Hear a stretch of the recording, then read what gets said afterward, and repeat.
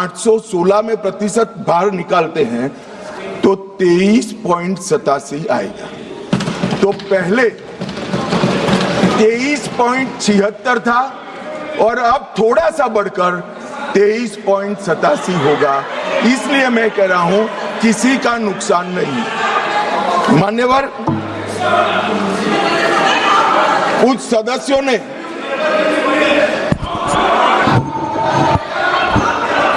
मान्यवर, आप पारित कराने की सहमति दो, अभी पेश करा देंगे। हाँ, 1 घंटा रुक जाएंगे। चलो माननीय गृह मंत्री बता दो इनको, 1 घंटा रुक जाएंगे। कि तैयार है 50% का बिल, 1 घंटा रुक जाएंगे। पेश तैयार हो तो कर दें इनको। 1 सेकंड बैठ जाओ, बैठो। राजा जी एक मिनट मुझे सुनो, बता दो इनको। अगर इस बिल का विरोध करने का कारण 50% लिखित में चाहिए तो 1 घंटा सदन बंद कर दिए, मैं ऑफिशियल अमेंडमेंट लेकर आता हूं मान्यवर, मगर बिल पारित करने का वो वादा करते।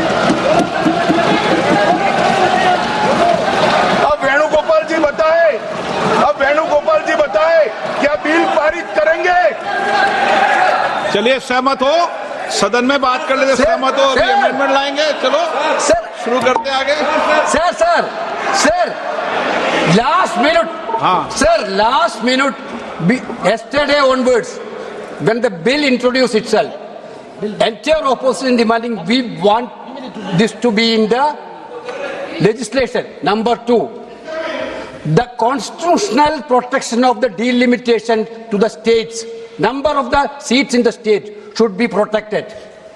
We are asking the Home Minister whether are you ready to deal in the delimitation process along with the women reservation, number 1. Number 2, if you are ready to include the number of seats in each state by legislation by 50%, these 2 things, are you ready? Sir, अब बैठ जाओ, हो गए भाई, तेरा नेता बोल दिया। मान्यवर, वेणुगोपाल जी ने 2 शार्प क्वेश्चन पूछे। अरे बैठ जाओ गोगोई साहब, 5 तारीख को काउंटिंग है यार, बैठ जाओ अभी। अरे 4 तारीख को काउंटिंग है, बैठ जाओ। मान्यवर साहब, मैं इनका जवाब देता हूं, इनको बिठा दीजिए। थोड़ा माइक प्लीज।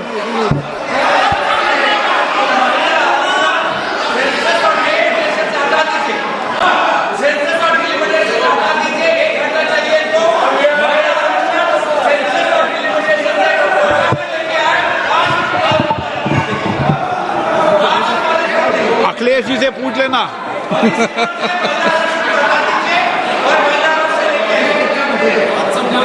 मान्यवर, मुझे लगता है कि आपके नसीब में यश लिखा है, एक बिल पारित हो जाएगा शायद।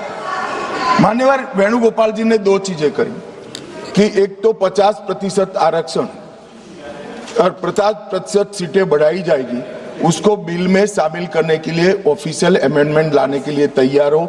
हाँ जी, मैं तैयार हूं।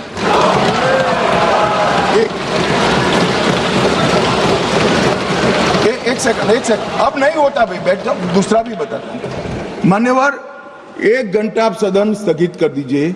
1 घंटे में मैं मेरा ऑफिशियल अमेंडमेंट मेरे पास में तैयार है, जेरोक्स कराकर सभी सदस्यों को सर्कुलेट कर दूंगा, क्योंकि हमें 50% सीट बढ़ानी है, हमें कुछ छुपाना नहीं है, हमें कोई चोरी करनी नहीं है, तो हम कर देंगे।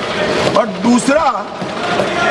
दूसरा उन्होंने कहा कि डिलिमिटेशन 26 की जनगणना का, ये झांसे में मैं नहीं आऊंगा, क्योंकि ये इसके माध्यम से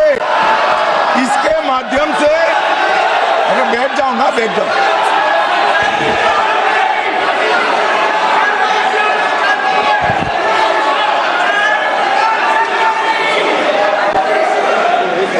क्या कई बार है ना, सदन में भी फैसले हो जाते हैं, इसलिए सदन में फैसला कर लो।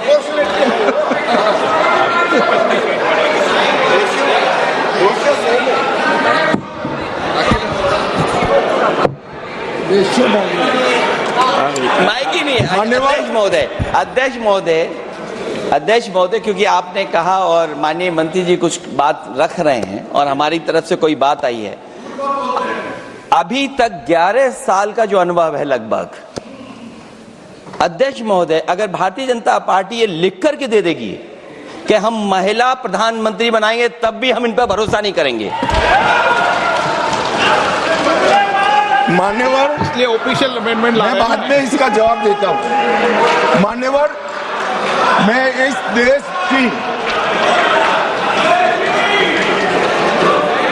देश की मातृशक्ति को कहना चाहता हूं कि राहुल गांधी जी की अनुपस्थिति में कांग्रेस पार्टी ने जो प्रस्ताव रखा है वो एक बहुत सुहाना जाल है। महिला आरक्षण को फिर से एक बार 29 के पहले नहीं होने देंगे। इसलिए मान्यवर, ये जो कहते हैं कि हमारे राज्यों का समान भार होना चाहिए, मैं सहमत हूं। महिला आरक्षण 29 के पहले ही करना चाहिए।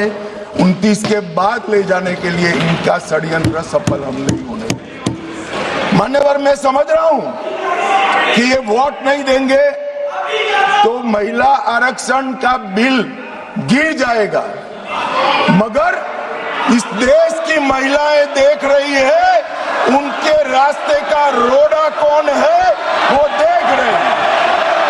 मान्यवर,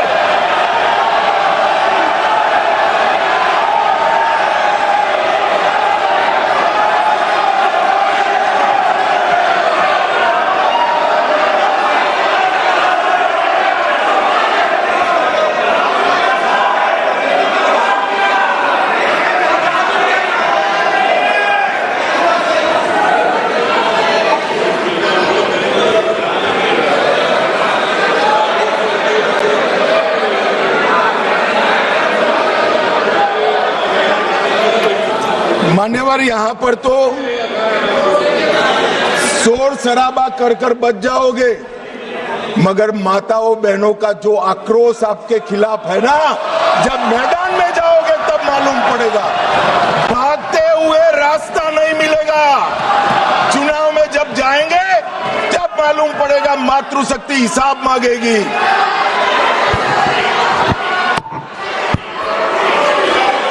मान्यवर, यहां कुछ सदस्यों ने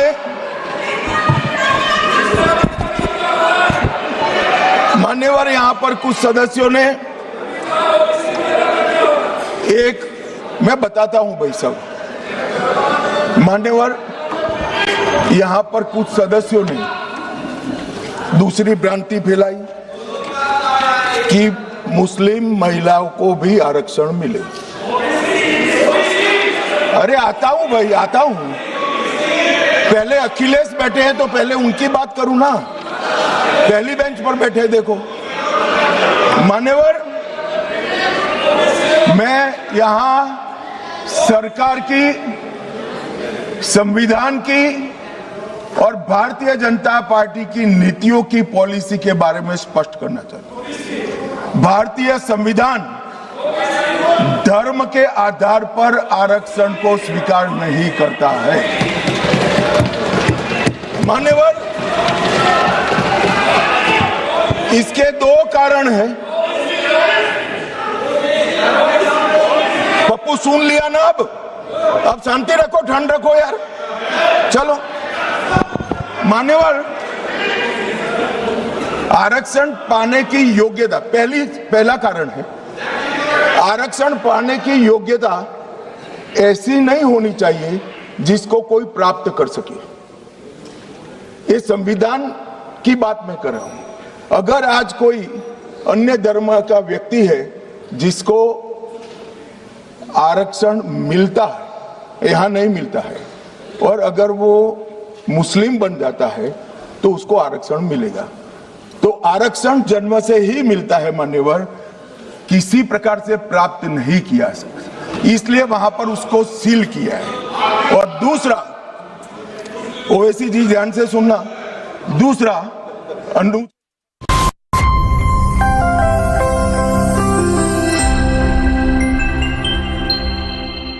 तृतीय स्पेशल ऑफर ముకుంద జ్యువెలరీలో 22 క్యారెట్ గోల్డ్ పై ఫ్లాట్ 20% వే off and no making charges. April 17 నుంచి 20 వరకు మాత్రమే. ఈ రోజు సొంతం చేసేసుకోండి మన ముకుంద జ్యువెలరీస్కి వచ్చేసి. హార్పిక్ పేరు వినే ఉంటారు. విన్నాను, కానీ హార్పిక్ నా టాయిలెట్ కోసం కాదు. ఎందుకు? ఎందుకంటే ఇండియన్ టాయిలెట్ కోసం డిటర్జెంట్ ఫినాయిల్ సరిపోతాయి. Confident? Try Harpic total clean. Toilet మూలమూలలా 10 రెట్లు మెరుగ్గా శుభ్రం చేస్తుంది. ఎక్కువ పడుతుంది కాదు, ఇంతే. దీని కొత్త థికెస్ట్ ఎవర్ ఫార్ములా చాలా సేపు నిలుస్తుంది. పాట్, ఫుట్ రెస్ట్ మరియు టైల్స్ పై మొండి మార్కులను మూలం నుండి తొలగిస్తుంది. టాయిలెట్ ను మెరిపిస్తుంది. వావ్! హార్పిక్ టోటల్ క్లీన్ అంటే 100% కాన్ఫిడెన్స్.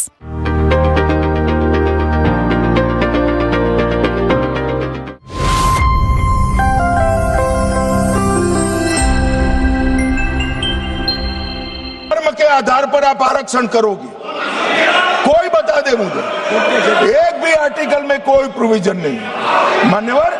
इसलिए भारतीय जनता पार्टी, हमारी सरकार, दोनों का नीति स्पष्ट है। जो संविधान सम्मत नहीं है वो धर्म के आधार पर आरक्षण हम ना भी देंगे, ना कभी किसी को देने देंगे।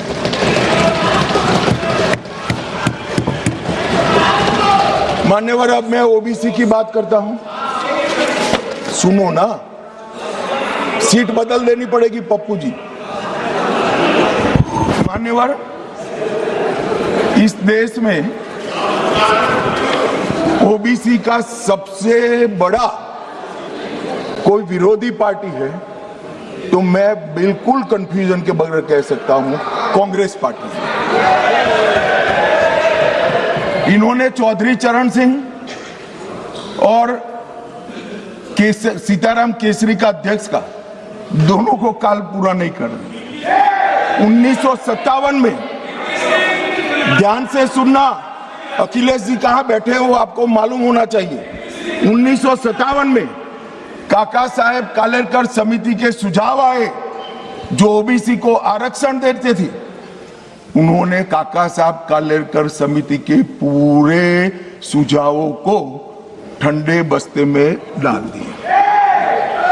1980 में ये जवाहरलाल जी थे। 1980